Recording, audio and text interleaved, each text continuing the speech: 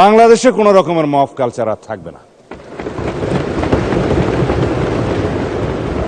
রাস্তাতে যে কোনো দাবি নিয়ে সড়ক অবরোধ করে দাবি আদায়ের যে প্রবণতা ইন্টারিম গভর্নমেন্টের সময় দেখা গিয়েছে, ক্ষেত্র বিশেষে সেই গভর্নমেন্টের দুর্বলতার কারণে ইন্সপায়ার্ড হয়েছে, সেটাকে আমরা আর কখনো অ্যালাউ করব না।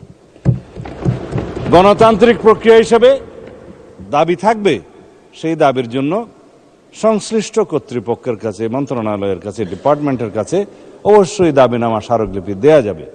সেজন্য জনমত সৃষ্টির জন্য সেমিনার, সিম্পোজিয়াম আয়োজন করা যাবে এবং প্রয়োজনে সেটা একটা জনসমাবেশের মাধ্যমে প্রকাশ করা যাবে এবং অ্যাসোসিয়েশন রাইট টু স্পিকস, এগুলো আমরা এনশিওর করব, সেটা করা যাবে। It's Democratic culture. কিন্তু মবের মাধ্যমে যেন আমরা সবাই এই সমস্ত দাবি আদায়ের প্রবণতা থেকে বেরিয়ে আসি।